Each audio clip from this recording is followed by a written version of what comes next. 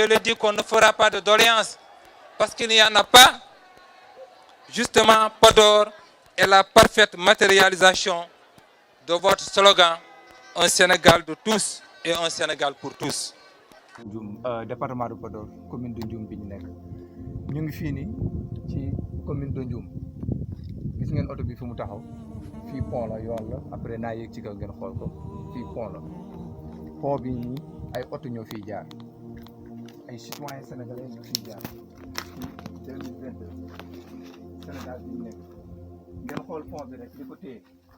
oto baa ngi ci kaw de xool leen pont bi ni ko téye ay bant lii ci biir Fouta la nekk li ma gën a métti nag mooy lii dafiy nekk ba mu daanu ci kaw nit moo xam sama kaw lay daanu moo xam keneen moo fiy jaar mu daanu yàlla bu ko yàlla def Macky Sall def ci bind neen mu ñuy jaale wala ministre yi ñu wax ci wala ñoo fii di jaale njabootu Fouta ñun soxluñu ku ñu jaale ñun ku ñu jàppale lañ bëgg lii pont la lii ay bant la bant yi dañoo max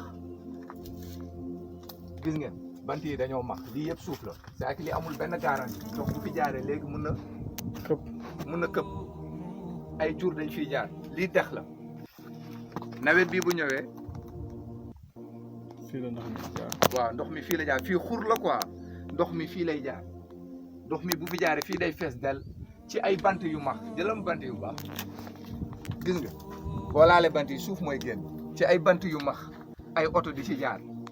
ay oto di ci jaar nawet bi bu ñëwee léegi ça signifie pont bi mun na jékki-jékki daanu te ay oto dañ fiy jaar ñi dëkk ci biir waalo bi fii la ñuy génne di dem duggi ji di dem biir Ndioum fa la ñuy dem di jëndi matériel bu ñu soxlawee parce que Ndioum mooy ville bi bu ñuy faju ji fa la ñuy dem waa Ndioum bu ñu amee soxla ci waalo bi fii la ñëw béykat yi fii la ñuy jaar c'est que fii yoon la boo xamante ne jaaruwaay la ay dëkk plus de 7 dëkk wala lu ko ëpp mu ngi ci biir fii la ñuy jaar population bu bëree bëri moo fiy jaar ay jur lu ne fii jaar ñu ngi woo nag responsable yi fi nekk DG Mountaga Sy Abdoulaye Daouda Diallo yow yaa waxoon Podor amul doléance lii ku ko gis yow boo ko gisee war nga rus lii du doléance lii du doléance say doom ñoo fiy jaar say rakk yu jigéen say yaay ñoo fiy jaar nga ne Podor amul benn doléance ça signifie que ni yéen wegoo leen waa Podor wala wegoo leen Foutanké yi xool leen pont bi bant yu ko téye xool leen ko rek bant yu ko téye